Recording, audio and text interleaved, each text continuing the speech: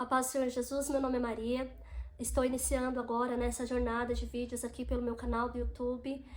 Existem alguns outros vídeos aqui que eu coloquei, mas foram vídeos, que eu quis apenas registrar alguns momentos.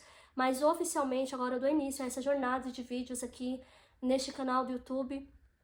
O meu intuito aqui, ser um instrumento de Deus para sua vida. E o nosso objetivo aqui, falar sobre a palavra do Senhor Jesus, que eu seja aqui um instrumento de Deus para a sua vida. Então, se você quiser, nos acompanhar aí no canal, fique à vontade, se inscreva, ative as notificações. E se você se sentir à vontade também para compartilhar, as palavras que você receberá aqui por meio desse canal também, fica à vontade. Tenho certeza que Deus tem uma porção para nós aqui através desse canal. Então, que o teu coração possa ser abençoado através de cada ministração, amém? Então, novamente, seja bem-vindo aqui neste canal. Tenho certeza que Deus vai falar ao teu coração grandemente. Quero dar início aqui a uma palavra que já há alguns dias o Senhor vem ministrando no meu coração, que está no livro de Ezequiel, capítulo 37. Então, só para que nós possamos entender um pouco do contexto da história, eu vou ler aqui apenas alguns versículos, amém? Que diz assim: Veio sobre mim a mão do Senhor, e o Senhor me levou em espírito, e me pôs no meio de um vale que estava cheio de ossos, e me fez andar ao redor deles. E eis que eram muito numerosos sobre a face do vale, e estavam sequíssimos. E me disse: Filho do homem, poderão viver esses ossos? E eu disse: Senhor Jeová, tu sabes.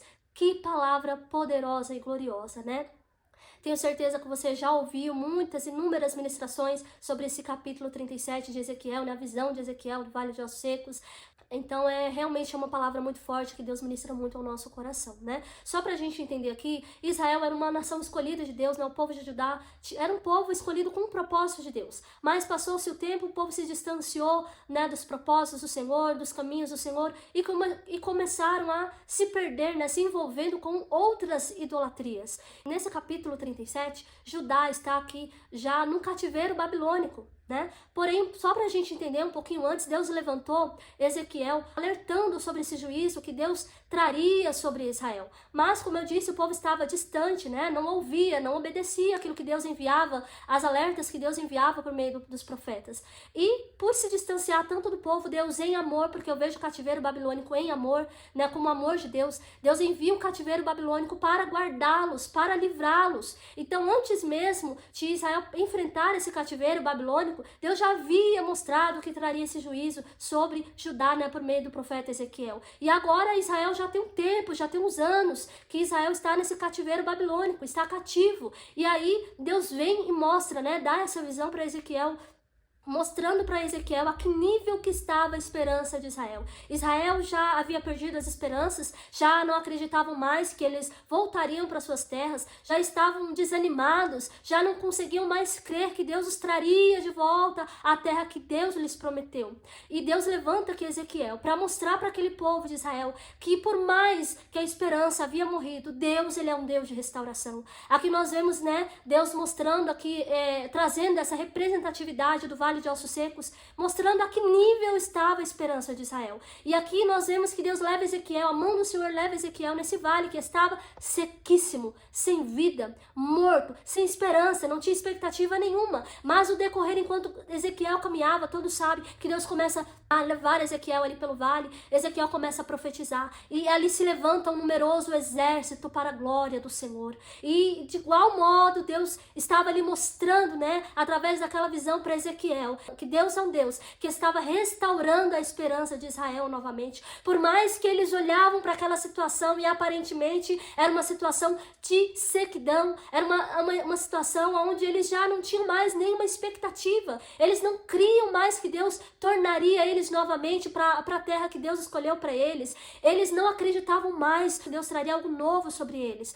E Deus veio aqui por meio do profeta Ezequiel para trazer uma palavra de restauração. Sabe, irmãos, eu vejo aqui por meio dessa palavra algo poderoso de Deus.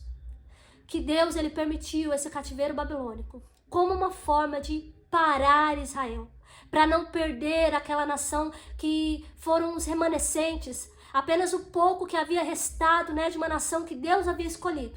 Deus não queria perder aquela nação. E por amor, Deus permite o cativeiro babilônico não só como um juízo de punição, mas Deus estava guardando a vida deles para que no tempo certo eles pudessem voltar para a terra. E esse processo da Babilônia foi para amadurecê-los, foi para mostrar para Judá, para aquele povo de Judá, que a devoção deles deveria ser apenas o Senhor, que o propósito deles era servir somente ao Senhor e não se perder do caminho, se desviando a idolatrias, aos desejos dos seus próprios corações, mas que eles tinham um dono, que eles tinham um Deus e que eles tinham um Senhor a quem devia-se a devoção total. E Israel se perdeu, então Deus tinha que criar um caminho, uma rota. Deus colocou Babilônia como um caminho de atração para que eles voltassem ao propósito.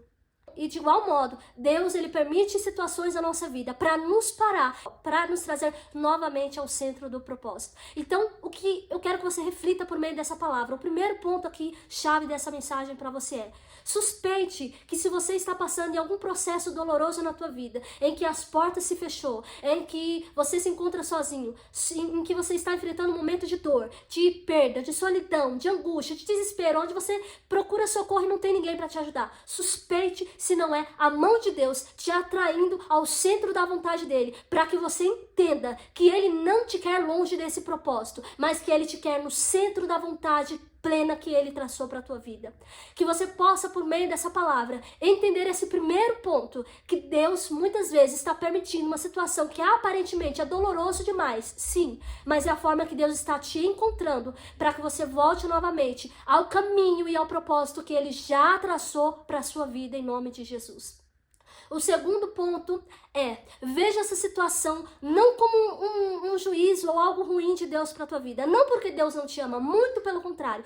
Veja toda essa situação como um amor de Deus, como Deus te parando, como Deus te dando livramento, como Deus, sabe, um amor de Deus te atraindo para que você tenha a opção de se reconciliar novamente com o Senhor, para que você volte da onde você caiu, para que você volte da onde você se perdeu. E veja isso como uma chance, como uma oportunidade de Deus, para que você viva novamente a gloriosa vontade perfeita de Deus. Amém? Então guarde essa palavra no seu coração, seja alimentado por ela, sabe?